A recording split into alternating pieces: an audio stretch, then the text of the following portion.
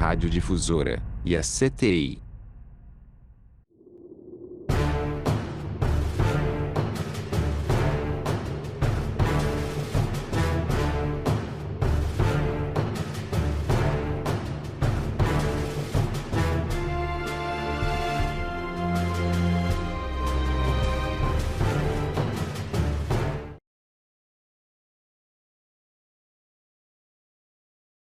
Por quê? Porque meu avô com 11 anos perdeu o pai, ficou órfão, foi trabalhar de office boy. Não, eu sei da história, só seu avô é muito bonito. Eu conheci seu avô. Mas sabe quem adotou meu avô?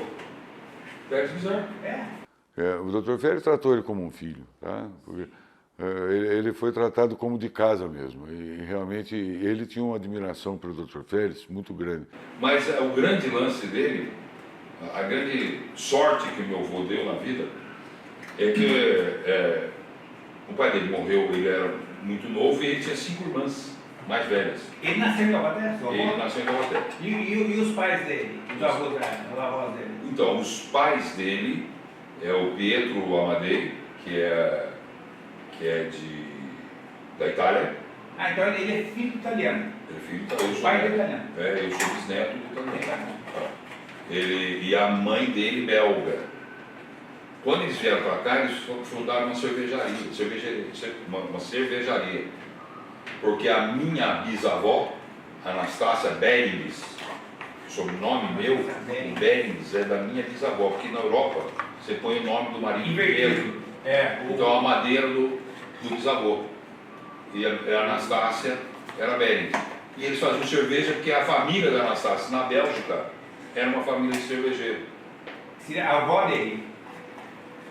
A mãe dele. A mãe dele? Mãe do meu avô. Não, mas Não, a mãe do seu avô, a família dela fazia cerveja na Bélgica. Isso. Ela casou, foi para a Itália, casou com meu avô, com meu bisavô, e vieram para o Brasil.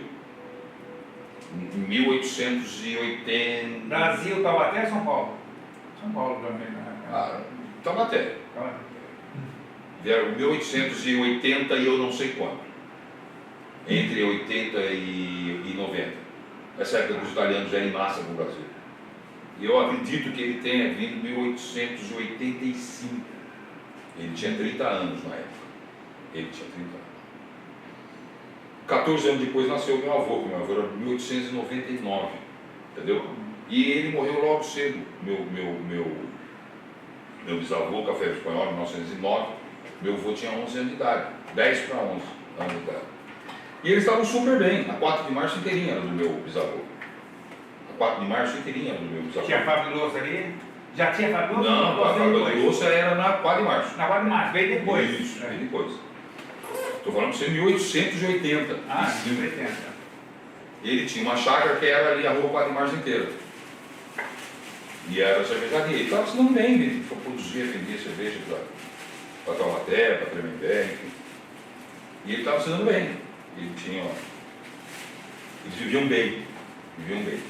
Quando ele morreu cedo, a família perdeu tudo em 3 anos. Meu avô ficou. Minha bisavó vendeu tudo, teve que vender as coisas para ir sustentando, porque não sabia administrar. Foi vendendo as coisas. Então, quando ele tinha 11 para 12 anos, ele falou: preciso arrumar um emprego, porque daqui a pouco vai começar a faltar comida em casa. Então, ele ficou, daí eles ficaram numa situação humilde. Ele entrou na CTI, então, você vê como a história, ela acontece, ela tem um desígnio, é muito louco, Mauro Tomé, porque no dia que ele foi lá pedir emprego, ele subiu no departamento pessoal, com quase 12 anos de idade. Quem estava no departamento pessoal, no instante que ele foi lá? Félix Bizarro. O Félix mesmo? O Félix Bizarro, o velho.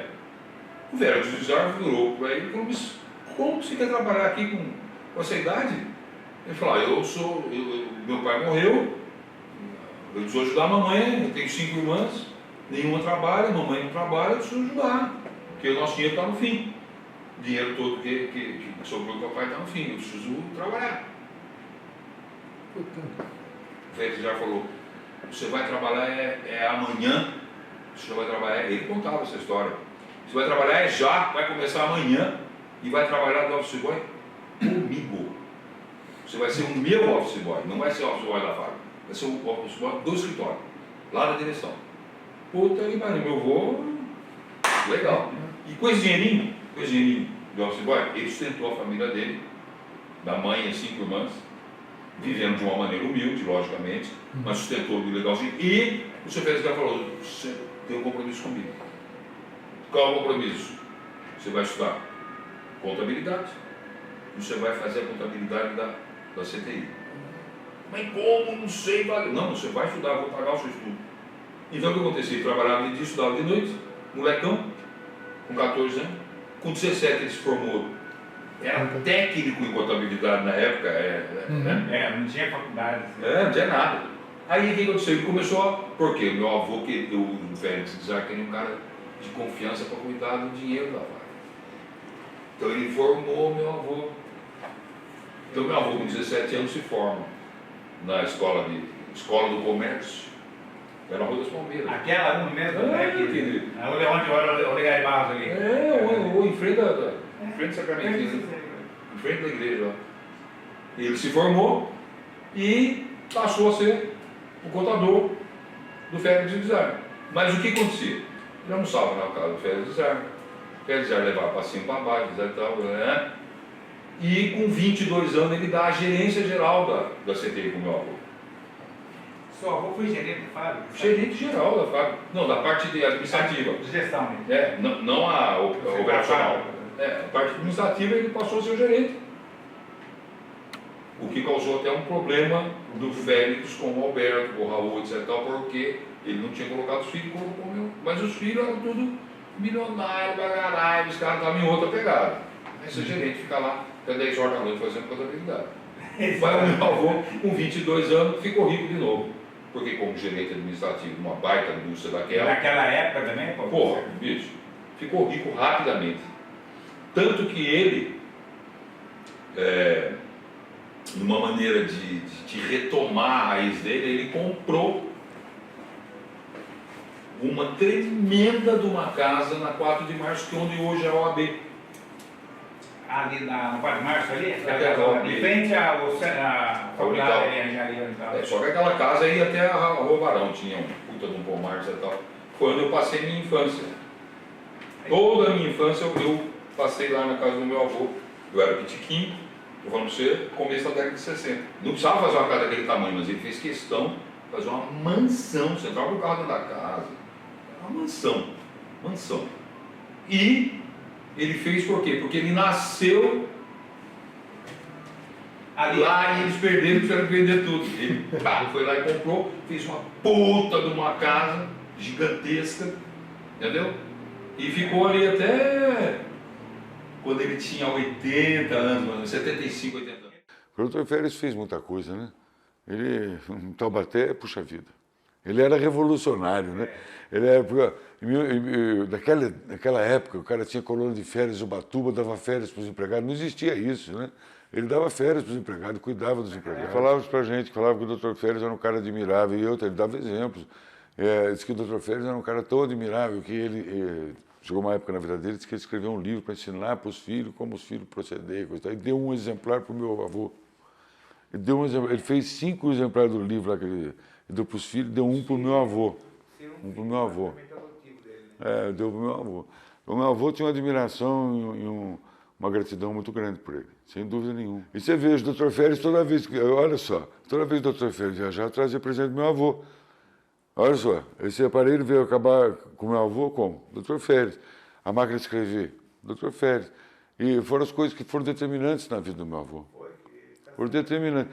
Esse negócio da escrita, você veja, como ele tinha caligrafia boa, né? Você vê, hoje em dia o pessoal não dá valor à caligrafia, coisa e tal. Ele treinava a caligrafia.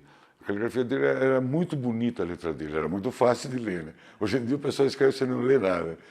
Mas isso daí fez a vida dele, porque ele começou a participar de todo o relacionamento comercial da empresa, coisa e tal, e foi crescendo na empresa por isso. Entendeu? Então ele acabou escrevendo muitos livros. Meu avô escreveu 5, 6 livros também. História de radiodifusão, história de Taubaté. Nossa, o cara... Olha, é difícil falar para você do vozão, porque o meu avô já bate recorde, viu? Porque era difícil de achar alguém do jeito dele. Em breve, a estreia do documentário Félix Guizar, Taubaté, das mãos da terra, às mãos da graxa.